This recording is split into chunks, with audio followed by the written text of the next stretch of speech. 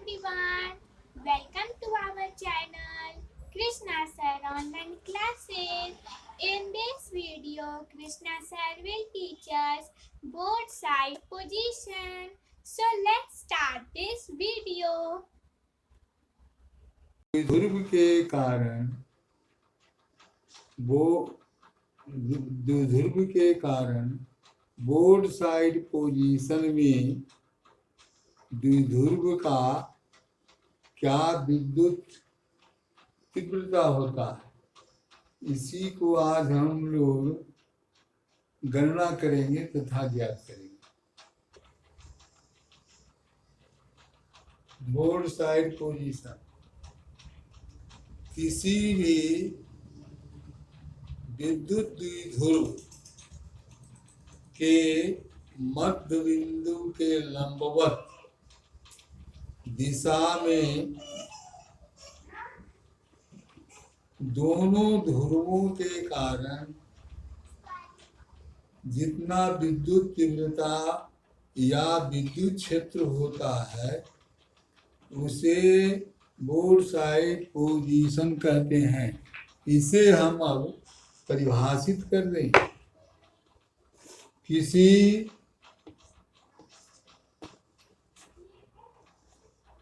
द्विध्रुव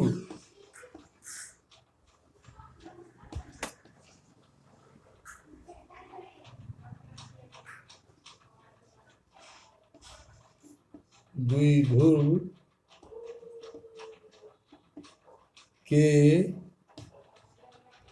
मध्य बिंदु के लंबवत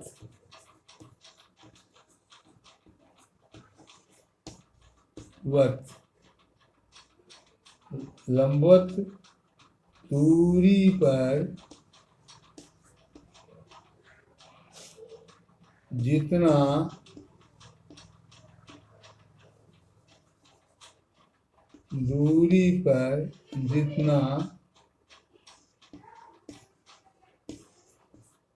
विद्युत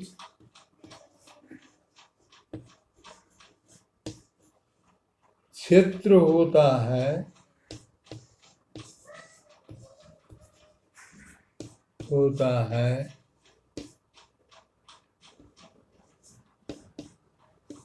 उसे द्विध्रुव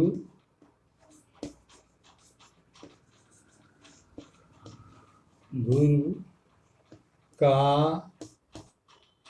विद्युत क्षेत्र की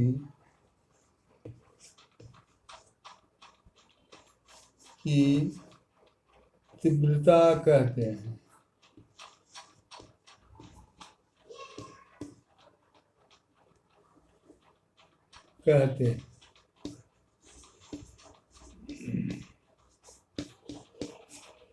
विद्युत क्षेत्र की तीव्रता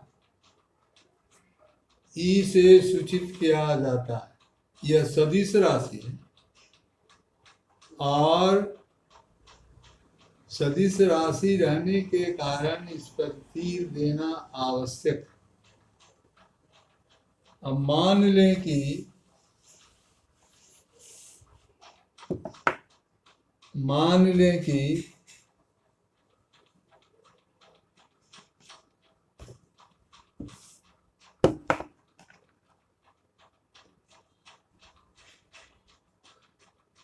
यदि द्विध्रुव है जिसके A पर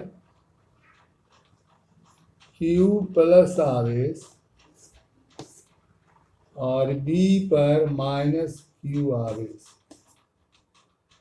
इस पर प्लस Q आवेश A पर और B पर माइनस Q आवेश, दो A और B का मध्य बिंदु O है और इसका पूरी लंबाई A और B के बीच की दूरी 2L है। अब यहाँ इसके लंबवत ए बिंदु है। तो इस बिंदु पर इसके कारण विकर्षण बल लगेगा, ए बिंदु है, इसके कारण आकर्षण बल लगेगा। इस बल की दिशा इधर होगा और इधर इसका होगा, और ये पी बिंदु है। ए कोण अल्फा है, तो यह कोण भी अल्फा हो, क्योंकि एक प्रकार से PAB समद्विबाहु त्रिभुज है, और समद्विबाहु त्रिभुज के आधार पर के कोण बराबर होते हैं। इसीलिए यदि ये कोण अल्फा मानते हैं तो यह कोण भी अल्फा होगा, और ये कोण 90 डिग्री का है। अच्छा, इसके कारण इधर जो बल लग रहा है ये मान ले कि E1 है, इसके कारण जो बल लग रहा है इधर की ओर E2। अच्छा, ये बहिष्ठ कोण है, तो बहिष्ठ कोण, ये बहिष्ठ कोण है, बहिष्ठ कोण दूर के अंतःकोणों के योग के बराबर होता है। अतः ये कोण 2 अल्फा के बराबर हो जाए। ए बल और ए बल,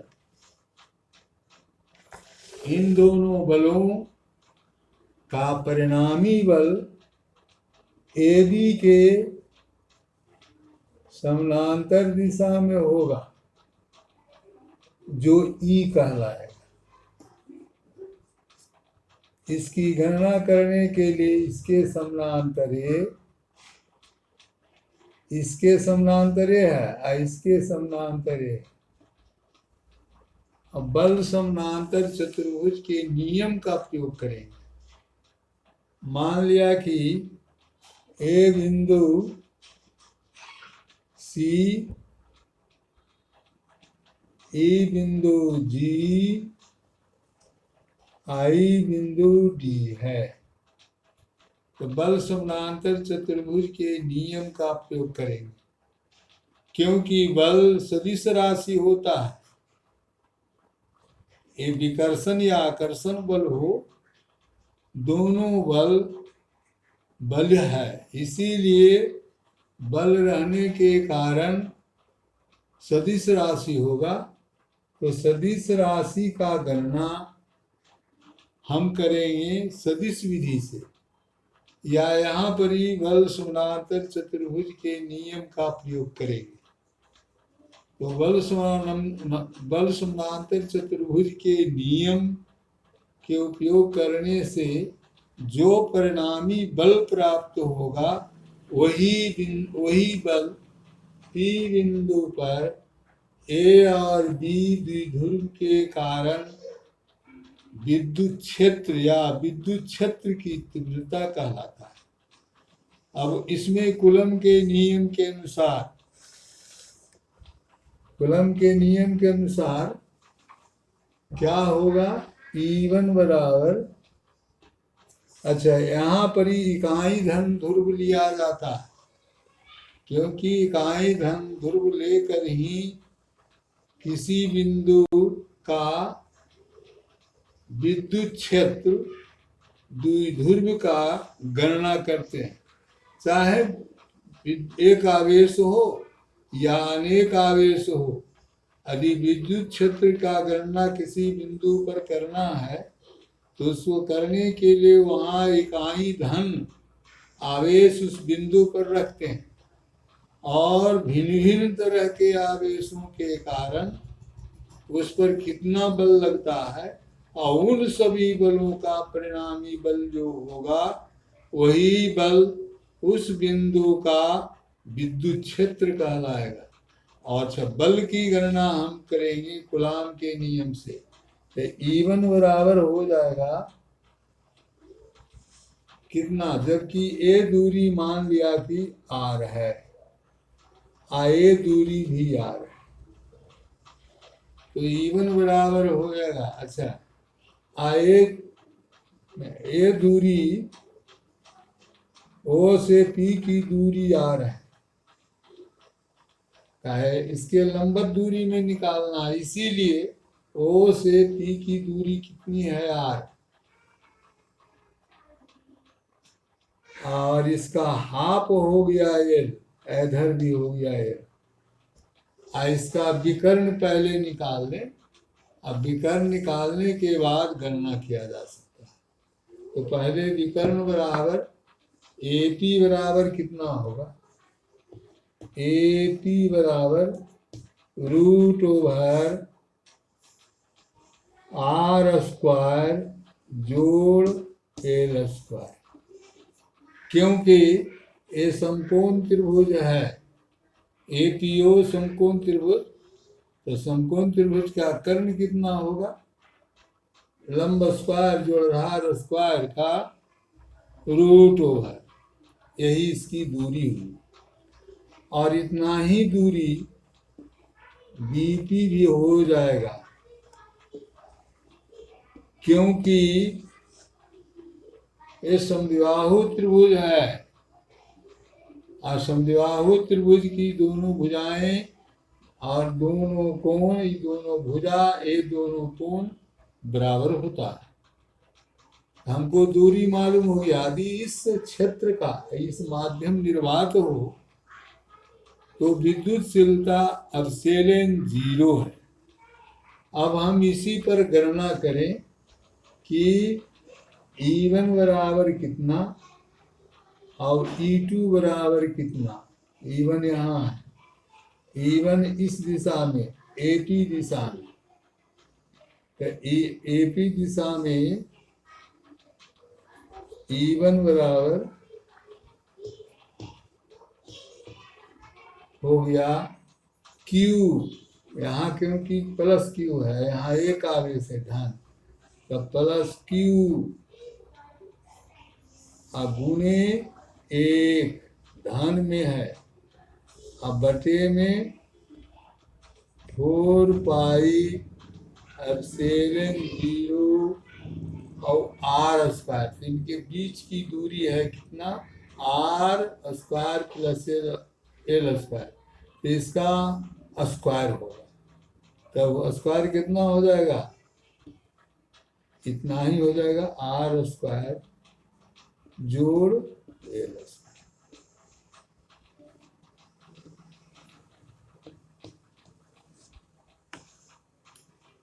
फिर U2 बराबर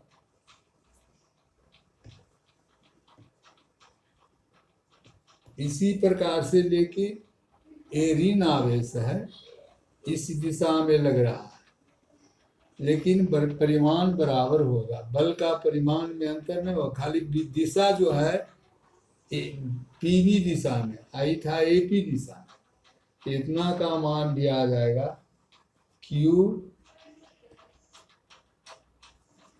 गुणे 1/4πε0 और r² + L²।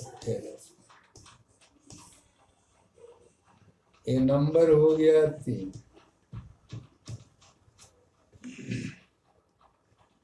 अब हम लोग परिणामी बल को निकालें, तो परिणामी बल E है, E बराबर होगा E1 जोड़ E2।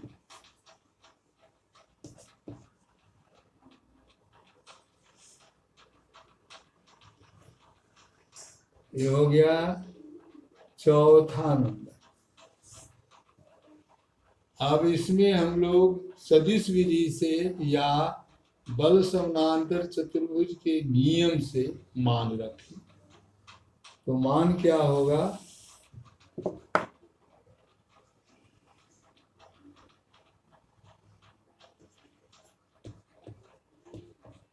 रूट के अंदर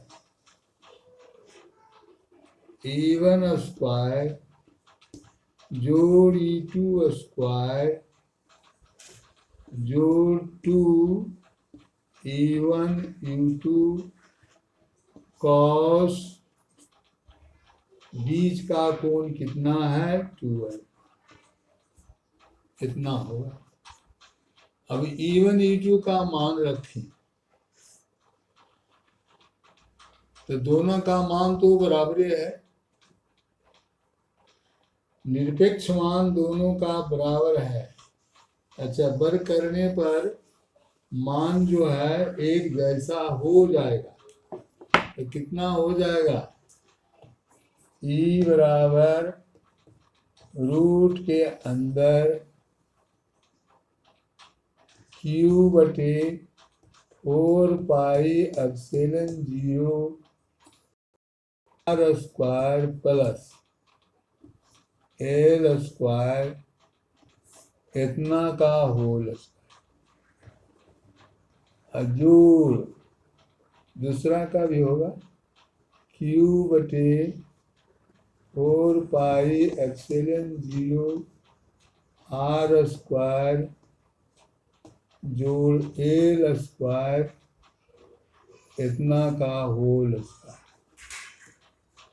जोड़ आगे बढ़ेगा तो कितना आ जाएगा 2Q बटे 4 पाई एप्सिलॉन 0 R स्क्वायर जोड़ L स्क्वायर, और हो जाएगा गुना Q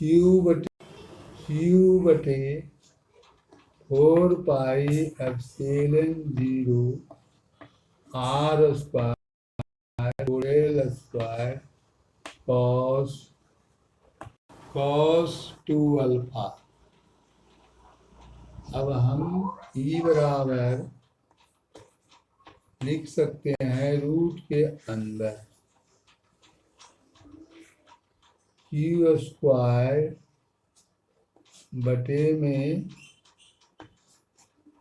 4 पाई एप्सिलॉन 0 का होल स्क्वायर R स्क्वायर जोड़ L स्क्वायर का स्क्वायर जोड़ Q स्क्वायर बटे 4 पाई एप्सिलॉन 0 का होल स्क्वायर और R स्क्वायर जोड़े L स्क्वायर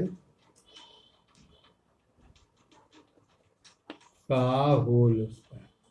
अब प्लस 2Q स्क्वायर बटे में 4 पाई एप्सिलॉन 0 का होल स्क्वायर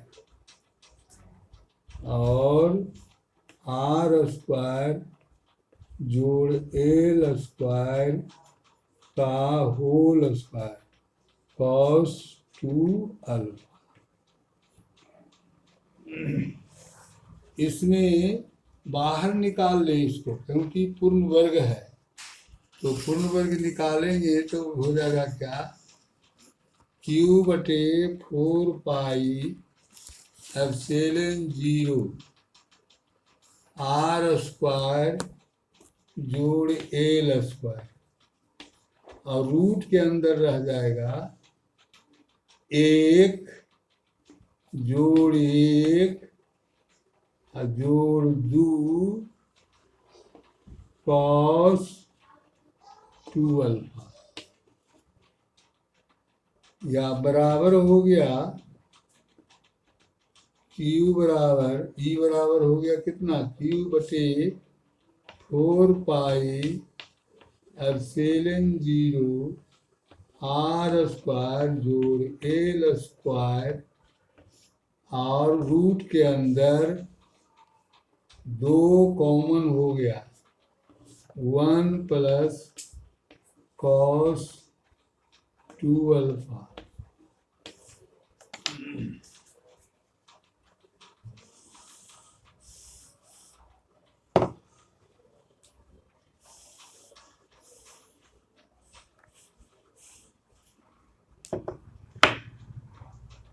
इतना बराबर होता है cos 1 + cos 2 अल्फा बराबर 2 cos स्क्वायर अल्फा, या ई बराबर हो जाएगा Q/4πε0 R square plus L square, और इधर हो जाएगा रूट के अंदर 2 गुने 2 cos स्क्वायर अल्फा। अच्छा, ये वेक्टर राशि है, मतलब सदिश है, इसीलिए सब सदिश के चिन्ह ये लगना चाहिए, इसमें भी लगना चाहिए था और इसमें भी लगना चाहिए, छूट गया है, उसको ध्यान से लगा देना होगा। अब देखें, ये 4 हो गया तो बच गया कितना, Q,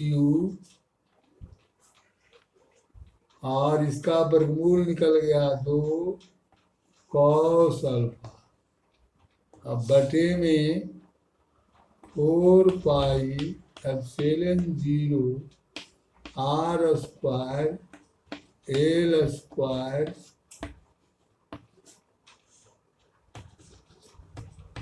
अच्छा, अब cos अल्फा बराबर देखें तो cos अल्फा बराबर हमको मिलेगा, वो फिगर से देख रहे हैं, जहाँ अल्फा कोण है वहाँ से देखें तो आधार बटे कर, माने cos अल्फा बराबर हो जाएगा, आधार कितना है L और कर्ण कितना है रूट के अंदर R स्क्वायर प्लस L।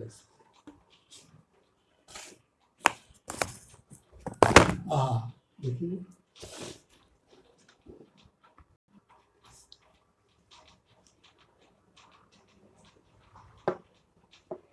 अब cos अल्फा का मान धर दें इसमें तो हमको मिल जाएगा, अब इसको cos अल्फा को मान रखें तो E बराबर हो जाएगा कितना, 2QL, अब बटे में हो जाएगा 4πε0 R स्क्वायर L स्क्वायर, और रूट के अंदर R स्क्वायर जोड़ L स्क्वायर और यूनिट वेक्टर।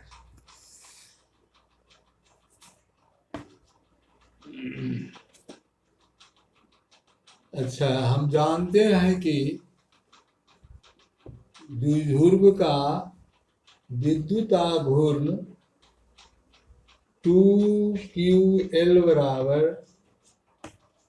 2QL बराबर छोटा p होता है, इसको विद्युत आघूर्ण कहते हैं।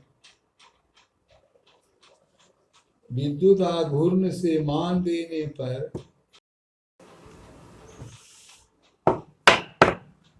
E बराबर P छोटा बटे में 4πε0 R स्क्वायर L स्क्वायर पर 3/2, यह है यूनिट।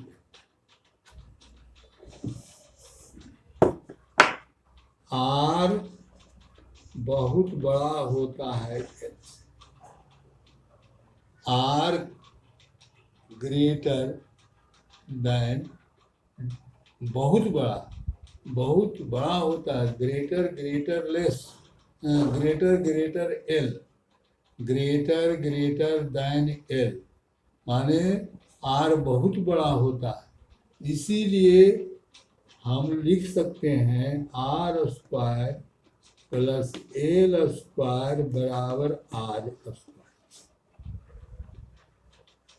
अब इसमें मान रखें तो E बराबर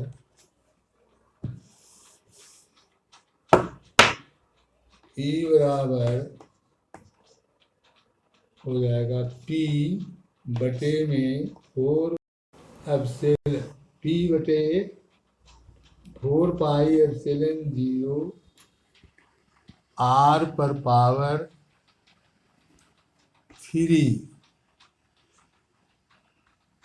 3 बाई R स्क्वायर और R पर पावर 3/2।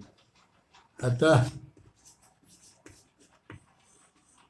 E बराबर हो गया P by 4 pi epsilon 0 R3। यही मान निकला, छोटा p है।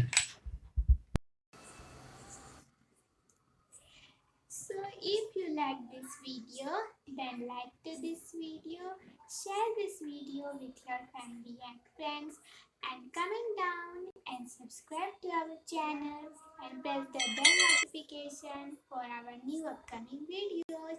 So now we will meet in our next video. Till then, bye bye.